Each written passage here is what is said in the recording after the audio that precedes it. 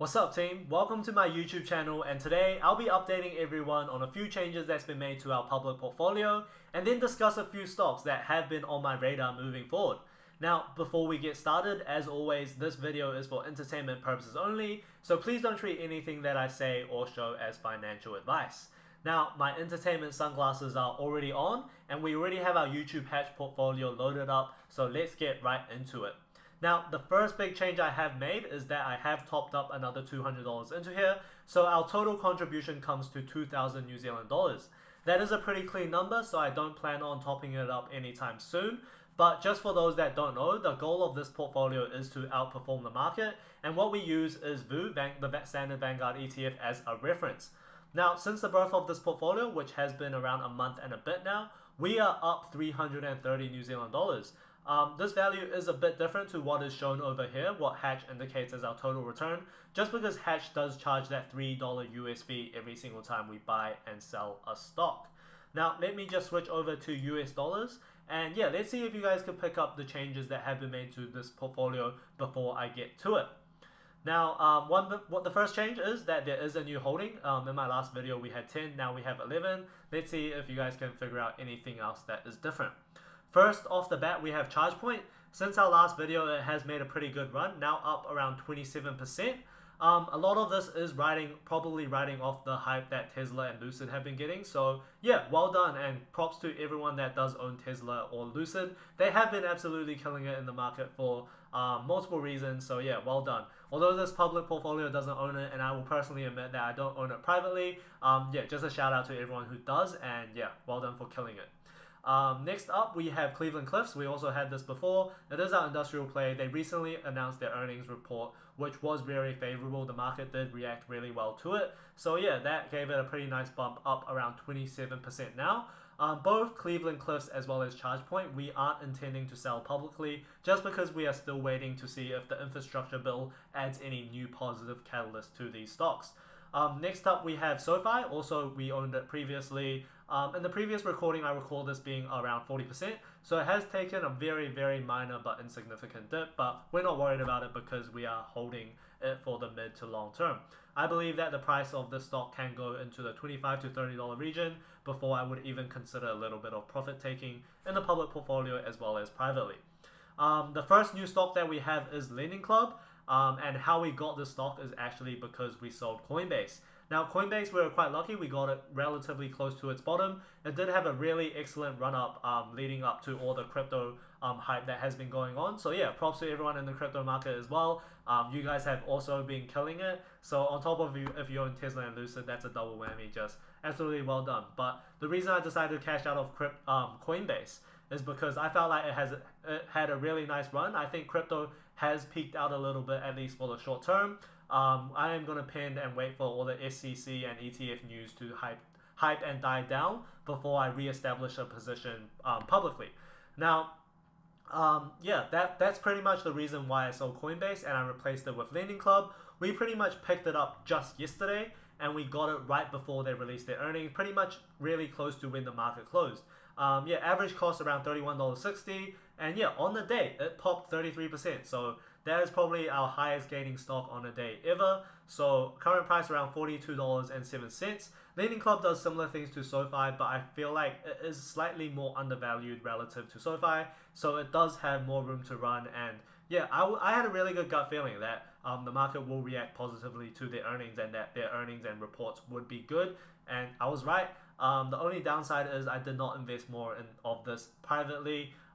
Do regret it now, but oh well, we take what we can get, and if we're up around 33%, no matter where it is and no matter how much we invested in, we should be really, really happy.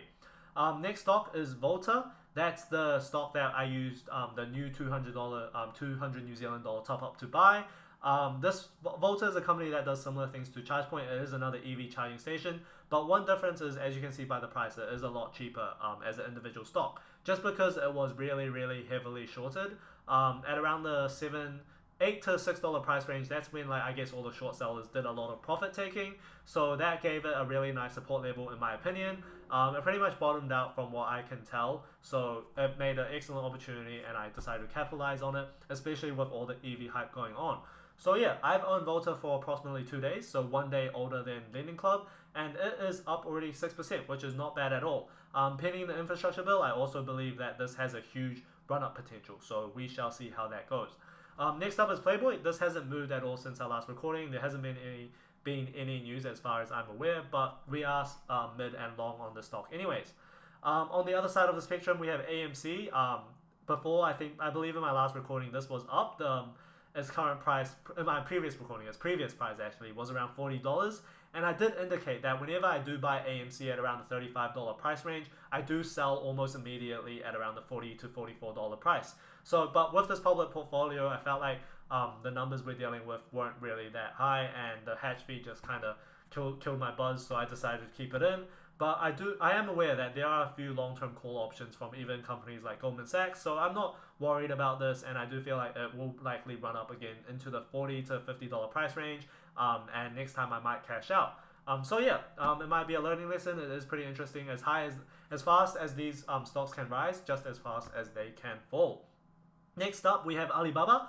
So I personally cashed out all of my Alibaba holdings in my private portfolio, not because it's a bad company or I was worried about any news. It was more that I just bought it at such a low price and it had such an excellent run up, and I had a decent volume of it that I decided, it's time to profit take. And yeah, I still think Alibaba is undervalued, although you are investing in a shell company. But overall, I just felt like with 11%, once you deduct the hatch fees, it's like a $8 return. Whoops, I don't know what I did. I clicked a random button and it went into Allbirds IPO. I guess, yeah, for those that don't know, Allbirds is a New Zealand-based mainly shoe company from what I can tell. They are IPOing, and you do have opportunity as a New Zealand to get into the action. I personally don't know too much about it, but I guess now that we're here, as a random side note, I did see an NBA commercial on Allbirds, which was pretty cool, and I might do a little bit of due diligence after this recording and see if it is worth dabbling in. So yeah, let me just drag my camera, go back to our portfolio, because I have no idea why it did what it did just then. But yeah, this video might not even make the final cut. This might be a blooper one. But anyways, moving on. Alibaba, I think I summed up pretty nicely. We still have it in here. If we did sell this stock at its current price, we would make $8 after hatch deducts everything. So yeah, not too valuable at the moment. Might consider selling later on.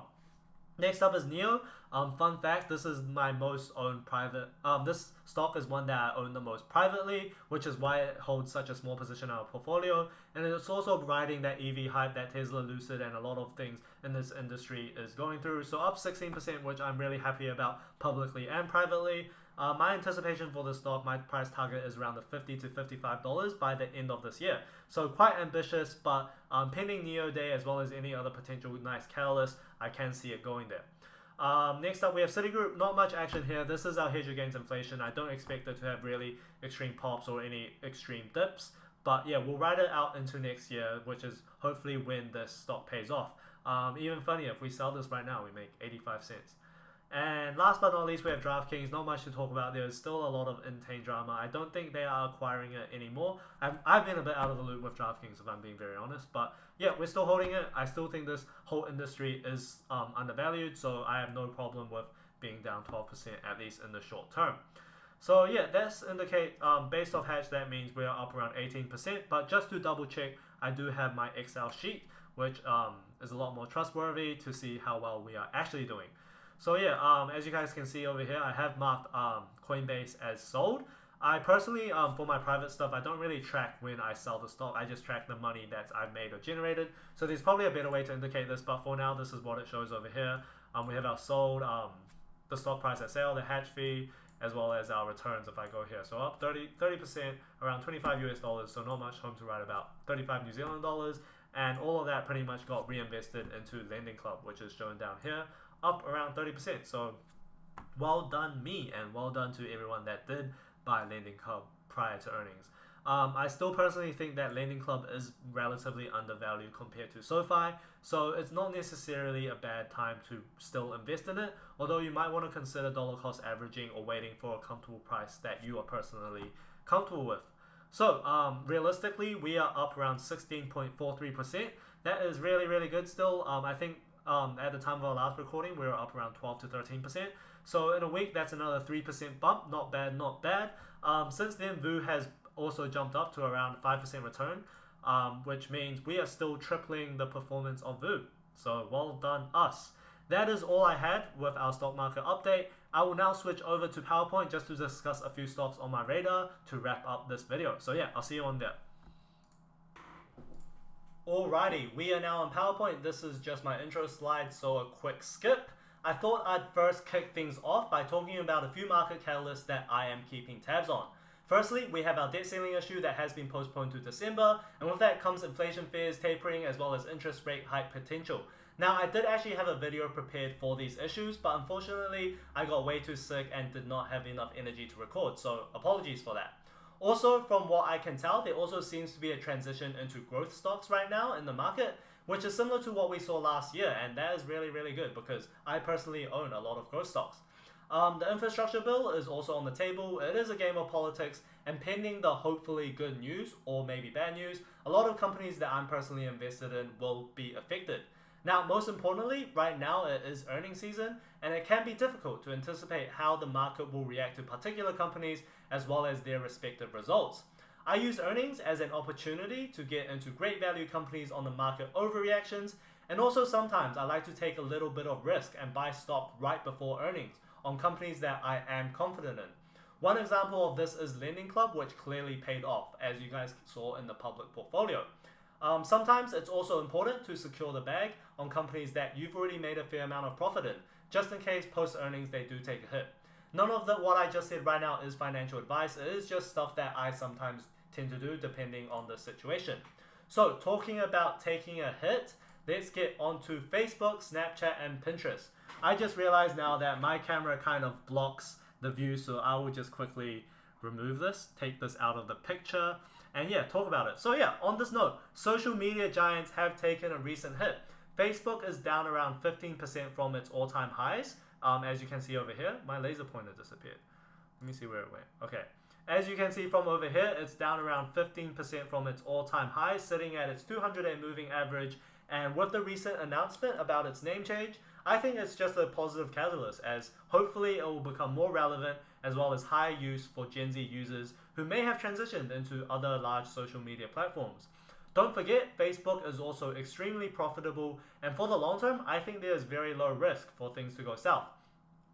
On the other hand, we also have Snapchat as well as Pinterest, which have been taking really, really big hits. They have been just getting hammered. Snap took a hit after its earnings, explaining that Apple's new privacy change pretty much influenced its outlook as well as its results. I think it's currently still a falling knife, which hasn't really found a nice support level, but I will probably start nibbling in and considering a position in Snapchat in the $40 price range, especially if it hits the low 40s, like $41 to $43-ish. Now, with Pinterest, interestingly enough, it was a previous stock recommendation which I did in September. I recommended it at around this price over here. With the recent announcement PayPal acquisition, it did experience a really nice run, as you can see over here, and that actually enticed me to sell all of it and reinvest it into other companies. I split my earnings in Pinterest 50-50. 50% I put in Playboy, which I am currently up heaps in, thankfully, but the other 50% went into Vale or Vail, which I am currently still down in. But Vail did pay me a nice dividend recently, and I do think Vail is a nice long-term value company, so I'm not worried too much on that front. But before we get too off topic, Pinterest is expected to release its results around November 1st, and investors pretty much have similar fears that what happened to Snapchat will happen to Pinterest, which did cause this recent drop after that PayPal announcement. Now, this stock is just one for my watch list as well. I'll see how the market goes and make a decision then to see if it's worth buying or not. Next up, we have Visa, MasterCard, and PayPal, which are all currently falling knives, as you guys can see over here. It hasn't really found a support level, and the market has just not been kind to this sector at all. Visa even beat expectations recently and still dipped, as I just showed you. I don't own any of these personally, but they're definitely on my watch list and worth a consideration for long-term investors once these companies find a reasonable support level. But yeah, you never know. It's interesting times, and these stocks can pop back up out of nowhere. You can see that on these year-to-date charts that most of these stocks have been really, really volatile, especially PayPal.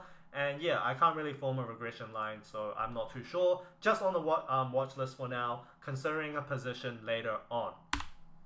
Next on our list is Volta. I'll be very honest about this one. I haven't exactly done my due diligence on the company.